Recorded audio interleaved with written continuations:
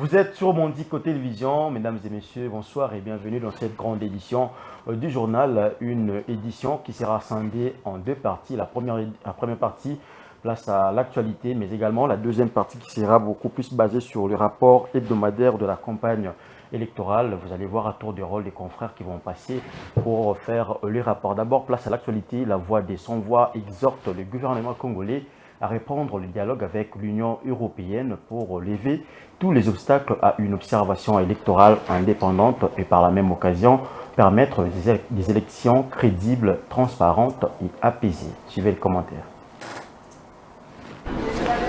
La voix des sans-voix pour les droits de l'homme, VCV, exprime ses regrets concernant l'annulation de la mission d'observation électorale de l'Union européenne en République démocratique du Congo. Cette annulation, due au refus des autorités congolaises de permettre à la mission d'observation de l'Union européenne de déployer certains équipements tels que les téléphones satellitaires, alimente des craintes sur la crédibilité des élections prévues le 20 décembre 2023. La voix des sans-voix souligne l'importance d'une observation électorale indépendante pour garantir un processus électoral transparent et équitable. Elle appelle instamment les autorités congolaises à faciliter la mise en place des conditions nécessaires pour permettre le déploiement des équipements requis par la mission d'observation de l'Union européenne, soulignant ainsi l'impératif d'une transparence et d'une crédibilité dans le processus électoral en RDC. L'organisation exhorte le gouvernement congolais à reprendre le dialogue avec l'Union européenne pour lever tous les obstacles à une observation électorale indépendante, mettant en avant l'importance de consolider la démocratie en RDC à travers des élections transparentes et dans les délais constitutionnels. Quant à la réponse du gouvernement de la République démocratique du Congo, il a pris acte de la décision de l'Union européenne d'annuler sa mission d'observation électorale. Un communiqué officiel du ministère congolais de la communication et des médias exprime les regrets du gouvernement quant à cette annulation. Toutefois, le gouvernement congolais déclare son engagement en faveur d'élections transparentes, inclusives et libres. Par ailleurs, le gouvernement se dit ouvert à toute proposition favorisant la transparence des élections et assure être disponible pour accueillir des missions d'observation respectant les lois et règlements du pays. L'Union européenne explore d'autres options, y compris le maintien d'une mission d'experts électoraux pour observer le processus électoral depuis la capitale. Enfin, de son côté, l'Union européenne encourage davantage les autorités de la RDC et toutes les parties prenantes à poursuivre leurs efforts pour garantir l'exercice complet des droits politiques et civils du peuple congolais lors des prochaines élections. Un incendie s'est déclaré dans la nuit du mercredi 29 novembre autour de 20h dans les entrepôts de l'antenne de la Commission électorale nationale indépendante CENI de Bolobo, province du Maïndombe. Plusieurs dégâts matériels et pertes ont été signalés par la CENI qui demande aux autorités d'initier des enquêtes afin d'identifier les causes de cet incendie. Rantalou est là pour le détail. À travers un communiqué de presse, la Commission électorale nationale indépendante CENI informe l'opinion nationale et internationale que la nuit du mercredi 29 novembre aux environs de 20h15, l'entrepôt de son antenne de Bolobo, situé sur l'avenue Mobutu au camp Pasteur à Bolobo dans la province du Maïndombe, s'est incendié. Plusieurs matériels sont totalement détruits, y compris les bâtiments qui contenaient 163 dispositifs électroniques de vote, 136 isoloirs, 39 kits RFE, 108 batteries externes, 165 batteries internes, 5 mégaphones de sensibilisation, 122 urnes provenant de scrutin de 2018, 17 téléphones de marque Itel A18, 13 téléphones Techno Pova utilisés lors de la cartographie en 2022, un kit complet RFE, un kit complet VSAT, 7 ordinateurs HP, 16 bâches de sensibilisation ainsi que le document d'archives. La Commission électorale nationale indépendante CENI invite les autorités compétentes à diligenter une enquête pour déterminer les causes de cet incendie et sanctionner, s'il le faut, les auteurs matériels et intellectuels conformément à la loi. Tout à fait autre chose dans ces journaux. Le réseau des journalistes pour la promotion des droits de la femme, RJPF en sigle, a signalé un nouveau cas de violence à l'endroit d'une femme victime d'une agression de la part d'un nouveau magistrat du nom de Nkumba Ntsangwa. Selon cette structure, ces nouveaux magistrats doivent être déférés devant les autorités compétentes afin que celles-ci fassent leur travail. Suivez.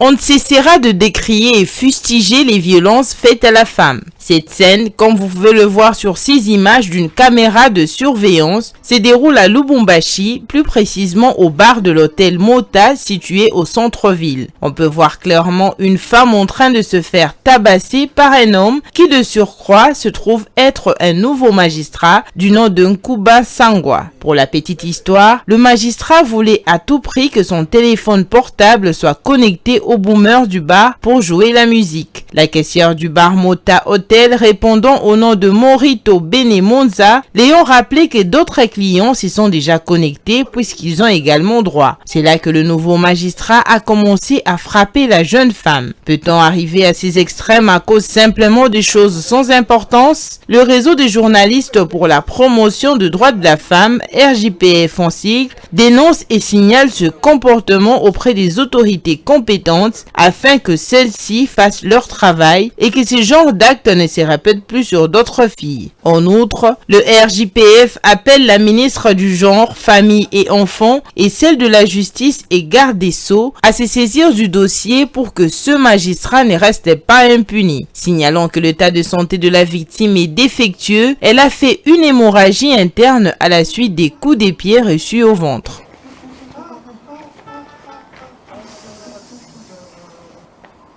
En société, l'état de l'insalubrité et des délabrements très avancés du carrefour Rond-Point-Ngaba dans son tronçon, compris entre la station d'essence jusqu'à l'entrée Rigini, inquiète les usagers de cette route. L'implication des autorités compétentes est une urgence pour la réhabilitation de ces tronçons routiers, mais aussi pour son assainissement. Josny Masiala et Victor Panzou pour ces reportages. L'insalubrité qui bat son plein au Rond-Point-Ngaba suscite la controverse dans le chef de la population, d'autant plus que ce carrefour est l'un des endroits les plus fréquentés de la capitale congolaise. L'état des délabrements très avancé de la route dans son tronçon compris entre la station de Sens jusqu'à l'entrée Rigini ne facilite plus la circulation, mais crée plutôt un embarras de circulation. Cette situation difficile affecte les usagers de cette route et facilite le phénomène des mi-terrains, parsemé par des tas d'immondices abandonnés au milieu de la chaussée par des commerçants qui effectuent des activités de négoce. D'autres enfoncés dans les collecteurs d'eau jusqu'à effacer les traces de ces collecteurs. Ces immondices se mêlent à l'eau et la boue et dégagent une odeur nauséabonde. À côté et des vendeurs et vendeuses qui n'ont pas des étalages exposent leurs articles à même le sol. Là vraiment, ils ont makasi.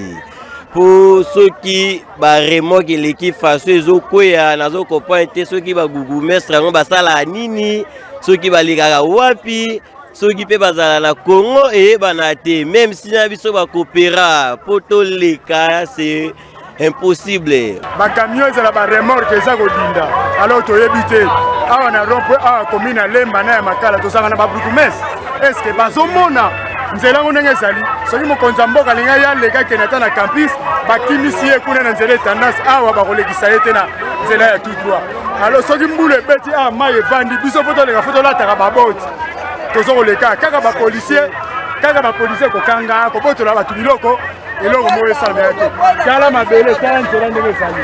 Aux autorités compétentes de trouver une solution idoine afin d'assainir le célèbre rond-point Ngaba. Henry Kissinger, ancien secrétaire d'État américain de 1973 à 1977, lauréat du prix Nobel de la paix, s'est éteint le mercredi à l'âge de 100 ans, laissant une marque indélébile dans son époque et surnommé le diplomate du siècle. Henry Kissinger est également connu pour son rôle en tant qu'allié de Joseph Mobutu, particulièrement lors de la crise en Afrique australe, notamment en Angola. Son arrivée à Kinshasa le 28 avril 1976 demeure mémorable. Retour sur cette grande figure politique d'envergure internationale. Have to do the right thing. Figure emblématique des relations entre le Zaïre de Mobutu et les États-Unis d'Amérique, Henry Kissinger, ancien secrétaire d'État américain de 1973 à 1977, lauréat du prix Nobel de la paix, s'est éteint mercredi 30 novembre dernier à l'âge de 100 ans, c'est-à-dire un siècle, après avoir laissé une marque indélébile dans son époque et surnommé le diplomate du siècle, justement. Henry Kissinger est également connu pour son rôle en tant qu'allié de Joseph Désiré Mobutu Sese Seko Nguessan Zabanga, particulièrement lors de la crise en Afrique australe, notamment en Angola, contre le régime communiste d'Agostinho Neto, en collusion avec Cuba de Fidel Castro. Les présidents Richard Nixon et Gerald Ford ont fortement compté sur lui pour renforcer les liens avec Mobutu Sese Seko dans un contexte de guerre froide. Son arrivée à Kinshasa le 28 avril 1976 demeure mémorable. Henry Kissinger a rencontré à plusieurs reprises Joseph Désiré Mobutu pour obtenir son soutien aux politiques américaines en Afrique. Il considérait sa relation avec le président du Zaïre comme l'une de ses réussites, le qualifiant de courageux, politiquement astucieux et relativement honnête dans un pays où la corruption gouvernementale est monnaie courante, rapporte The Guardian, commentant une photo prise à Kinshasa par Getty Images. Dans son article paru le 30 novembre, le célèbre journaliste américain Jeffrey Gentleman souligne de son côté, dans les colonnes du New York Times, l'expérience peu fructueuse de Henry Kissinger en Afrique, particulièrement contre l'Angola, et le fait qu'il se soit associé au gouvernement beaucoup trop proche des régimes racistes blancs d'apartheid d'Afrique du Sud et à l'un des dictateurs les plus notoires d'Afrique de l'époque. On a cité Mobutu Sese Seko du Zaïre pour vaincre les rebelles de gauche de l'Angola. Toutefois, sa présence reste une image marquante des relations entre le Zaïre de Mobutu et les États-Unis. Avec la disparition d'Henry Kissinger, le monde perd là un des plus grands maîtres des relations internationales, un grand sage, une voix écoutée à travers tous les continents, a déclaré Moïse Katumbi, qui a salué la mémoire et rendu hommage à l'ancien secrétaire d'État américain qui, toute sa vie, est resté profondément attaché à construire la paix, prévenir les conflits et rassembler le monde autour des valeurs de liberté et de la démocratie.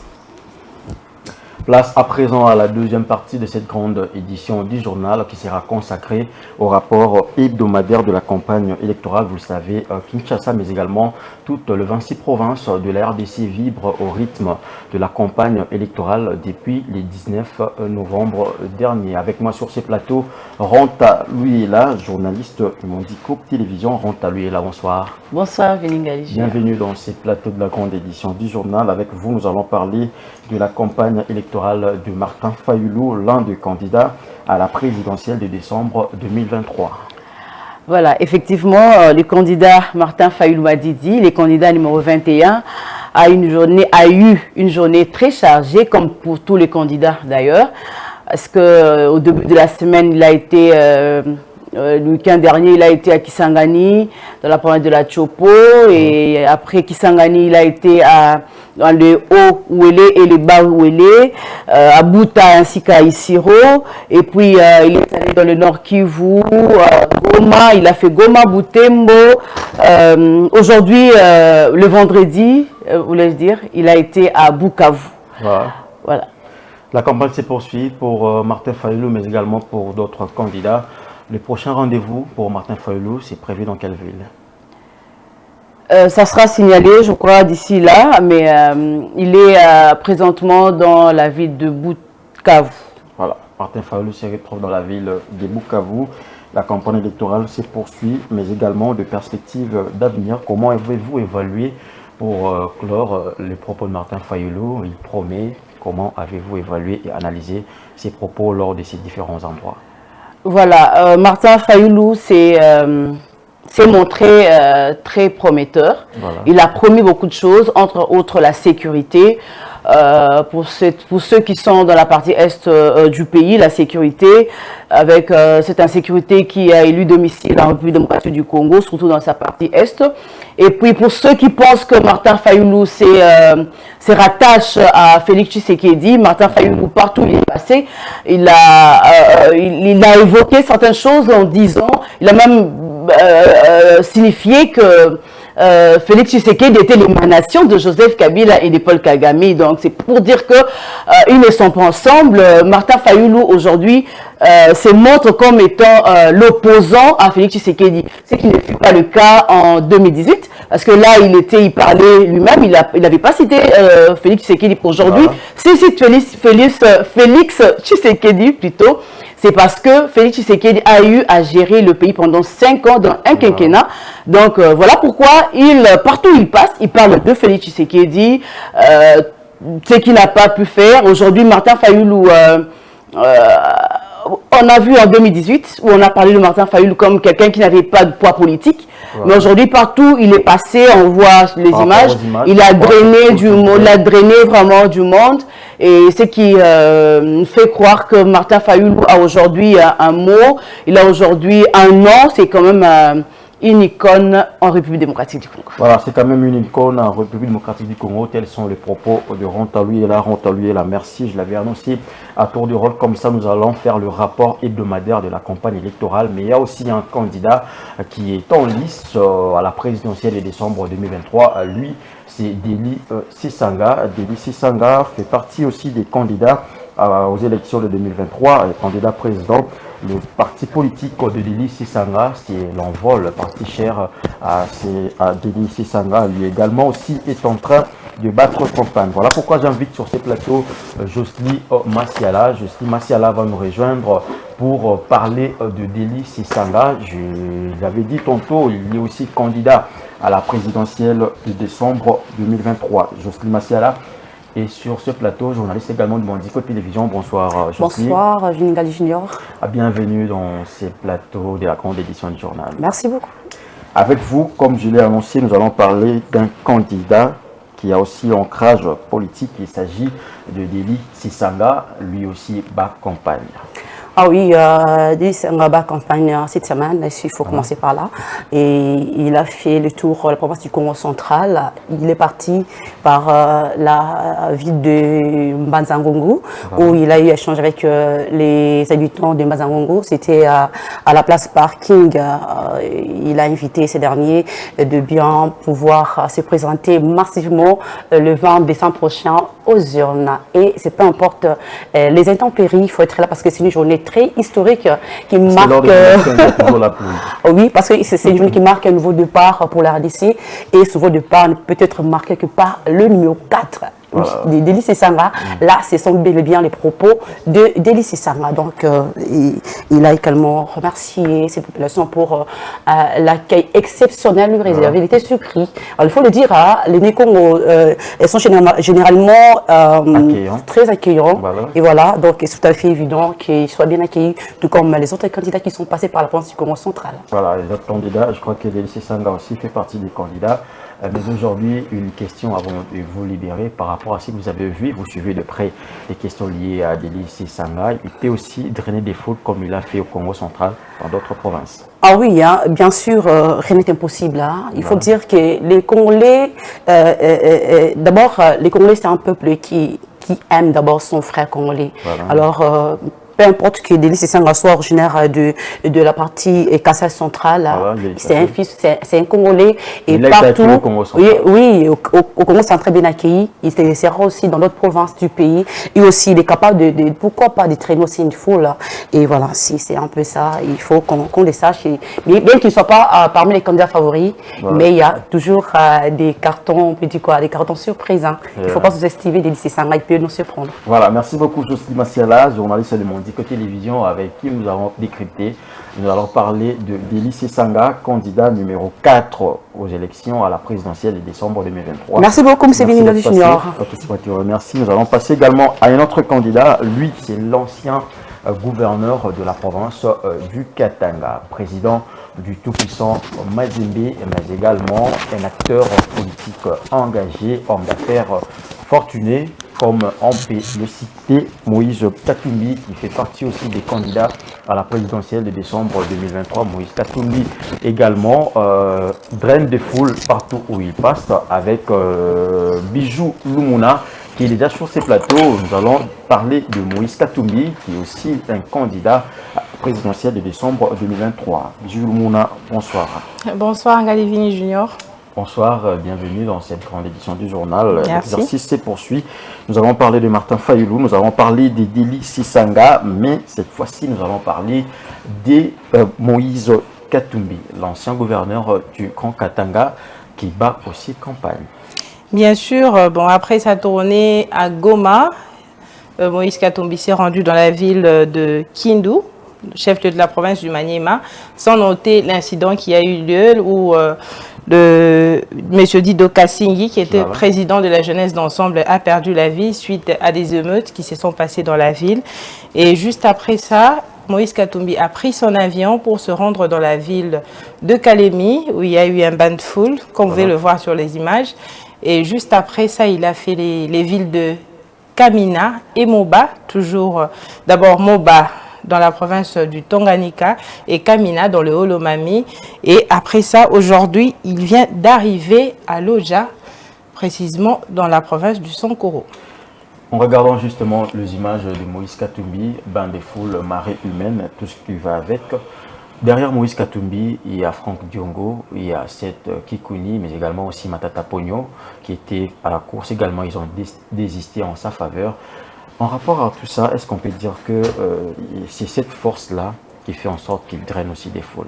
Ils ont aussi contribué à cette manière de drainer des foules. Oui, bon, pour Matata Pogno, qui est déjà originaire du Kindu, on peut dire qu'il est d'abord allé là avant Moïse Katumbi pour mobiliser les foules. Oui, pour préparer le terrain, ce qui fait que quand on a vu, il y avait vraiment une foule qui était très mobilisée. Et on peut aussi ajouter que Moïse Katumbi, c'est quelqu'un qui est aussi aimé, non seulement dans la province du Haut-Katanga, parce qu'il a été gouverneur là-bas, à l'époque quand c'était d'abord le Grand Katanga. Voilà, et il est aussi aimé au Tanganyika parce qu'il a fait plusieurs réalisations. D'ailleurs, lors de son arrivée à Tanganyika, quand il y avait des foules qui étaient en train d'escander toutes les réalisations qu'il avait fait, alors on ne peut pas dire seulement que c'est à cause des candidats qui se sont désistés en sa faveur, qui ont drainé des foules, mais lui-même aussi, c'est un personnage qui est vraiment emblématique. Voilà, c'est un personnage emblématique. Merci beaucoup, Bijou Lumuna. Vous avez parlé de Moïse Katumbi, qui est le candidat numéro 3 à la présidentielle de décembre 2023. Lui aussi draine des foules, lui aussi amène les gens à croire en sa vision. Nous allons poursuivre, je rappelle, fidèles téléspectateurs, nous faisons le rapport hebdomadaire de la campagne électorale qui a débuté le 19 novembre dernier et qui va se poursuivre jusqu'au 18 décembre. Un autre candidat en lice, il s'agit du prix Nobel de la paix, le docteur Denis Mukwege. Lui également le président ou l'initiateur de la fondation Panzi, le réparateur de femmes, le prix Nobel de la paix, Denis Mukwege. Avec moi sur ces plateaux, Grace Mayo. Grace Mayo est avec moi sur ces plateaux. Grace, bonsoir. Bonsoir, Vini. Vous suivez de près la campagne électorale de Denis Mukwege. D'abord, d'entrée des jeux, qu'est-ce qu'on peut retenir de la campagne de Denis Mukwege? Ce qu'on peut retenir de la campagne de Denis Mukwege, il est en train de parler sur la paix, premièrement, dans la partie est de la République démocratique du Congo, qui est menacée depuis plus de 2 décennies par la guerre que nous connaissons tous. Voilà. Il est en train de parler de la paix, de la sécurité et surtout aussi sur le développement et la lutte contre la pauvreté et la corruption. La lutte contre la pauvreté et la corruption, mais également un message clair lié à la paix, parce qu'il est prix Nobel de la paix. Je crois bien, oui. Voilà, merci beaucoup Grace Mayo qui était sur ces plateaux. Il a évoqué une question à Denis Sanga qui draine des foules. Il était dans la province du Sud Kivu. Il a débuté sa campagne dans la province du Sud Kivu. Denis Sanga. Voilà. On parle de Denis Mukwege. Voilà. Il a débuté sa campagne dans la ville de Bukavu. Voilà, ville de Bukavu, ouais. Où il a aussi drainé des foules comme l'a fait Moïse Katumbi et d'autres candidats. Oui, exactement. Merci beaucoup, Grace Mayo, d'être passé sur ces plateaux. Nous poursuivons également avec le rapport hebdomadaire de la campagne électorale des candidats présidents de la République. Félix Tshisekedi, le président sortant, lui candidat à sa propre succession, a également fait les tours et continue à faire le tour de la République démocratique du Congo. Il a passé dans le Grand Équateur pour finir sa mission dans le Grand Équateur, dans la ville de Bunia. Il est passé par Bunia, comme vous voyez sur ces images, mais je vous propose de suivre le live qui va se poursuivre également avec un discours dans la ville de Kisangani.